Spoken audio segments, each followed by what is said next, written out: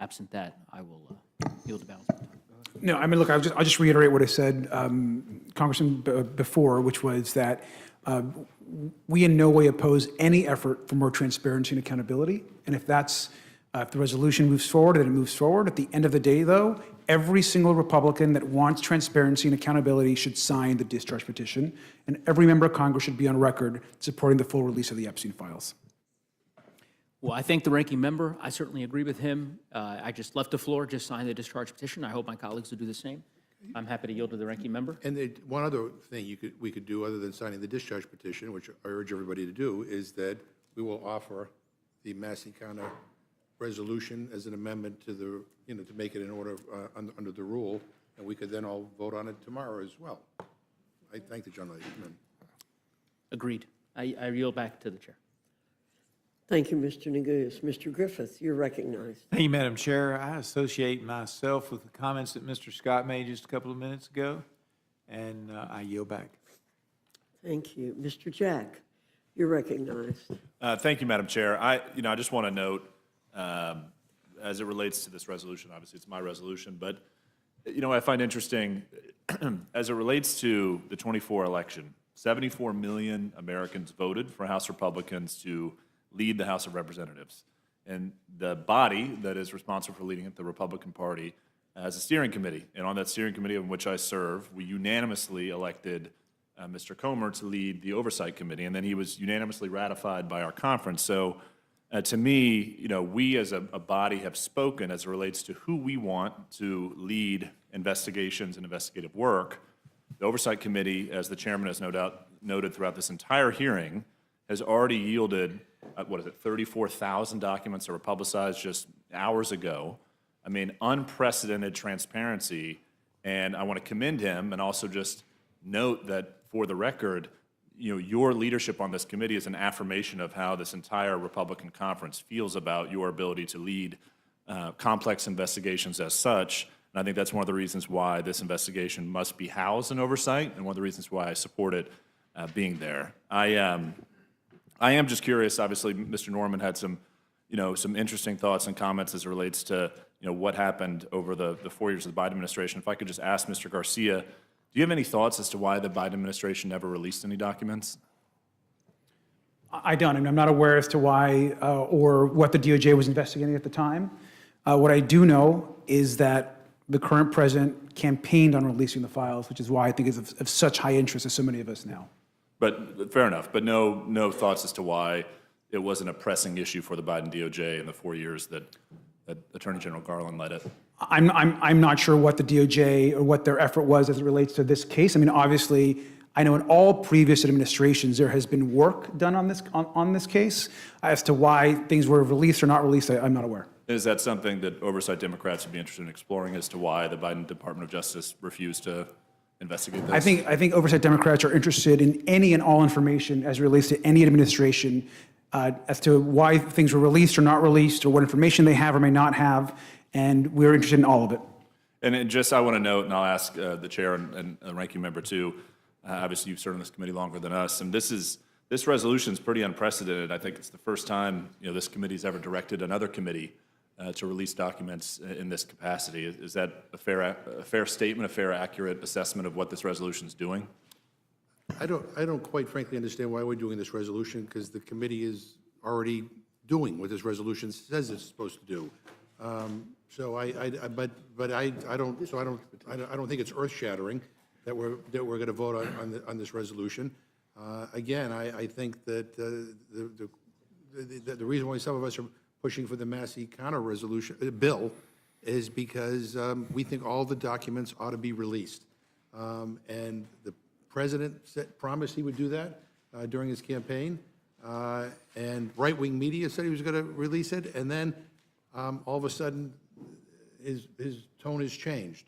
So I don't have any problem with this resolution that we're dealing with right now. I think it's unnecessary, and I do think we need to pass the Massey counter resolution. Well, and I just fair enough. I just want to acknowledge that, as I understand it, and would welcome you correcting me later on, that this is the first time, insofar as any of us know, that a committee has directed another standing committee to act in this manner, which I think is very important, and I think it shows the seriousness of this resolution. So I don't, view it as anything other than productive.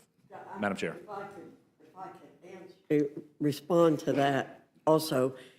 I think the Massey resolution has asked for a similar scope of DOJ documents, but it's not binding, and it also doesn't have the force of law. Right.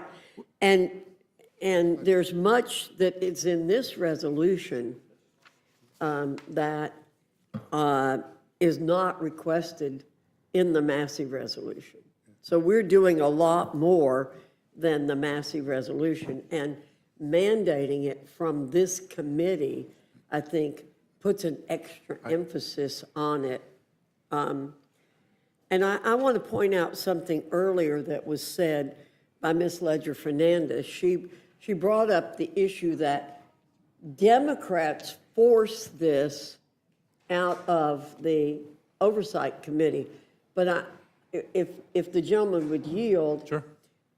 Mr. Comer, would you explain that? Because we do have a majority on the Oversight Committee. Right. How could the minority force the chairman of the subcommittee to do anything? They can't. Well, there was a motion, and the Republican subcommittee chair, Mr. Higgins, accepted that motion, and it was voted on by a majority of Republicans as well. So we weren't forced to do anything. The committee wanted to do it. I mean, our Oversight Committee has been very vocal that they would love to take part in an investigation with respect to finding out the truth about Epstein Island. So our committee's been on this, and there was nothing forced down our throats. We operated the way we operate.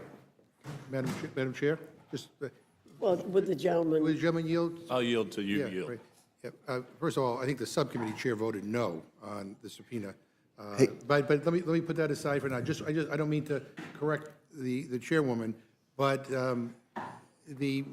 what we're talking about here is a resolution, and the discharge petition would bring to the floor a bill that could become law, and a law has more force than a resolution.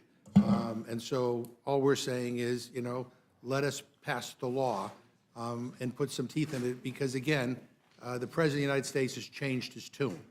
He now is saying that this is a hoax and that Republicans who go along with it are stupid. That's his quote. I thank the gentleman or the gentlelady, whoever yielded to me. Well, I think the reason we are involved with this in this committee is because the House can bind, the Rules Committee can bind a committee of the House, and that's what we're doing. We're binding the committee to do its job. And if Mr. Comer, as the chair, doesn't do his job, I believe he could suffer consequences as a result of this resolution. And I think that's important. It's showing that we mean something. And I think as Mr. Jack said, the bill then, if you do, the Massey resolution has to go to the Senate. We could do both. We do both. Well, we'll see. It's, again, it's being, there's been the petition is being signed to release it. If it's released, fine, but we're doing this today. But Republicans could accept my amendment to make it in order, and we could do it immediately. Well, and we'll have that debate. I'll just close by saying that, again, I want to commend Chairman Comer. Under your leadership, more transparency has ever occurred under this issue because of what you've done over the last 3 or 4 weeks. And it's why I think the conference elected you to lead the Oversight Committee, and why the conference chose you to be the person responsible for these complex investigations. And it's already produced a lot of transparency in that regard. So with that, Madam Chair, I will yield back. Pardon me. Thank you very much. Mr. Roy, I'm going to recognize you then.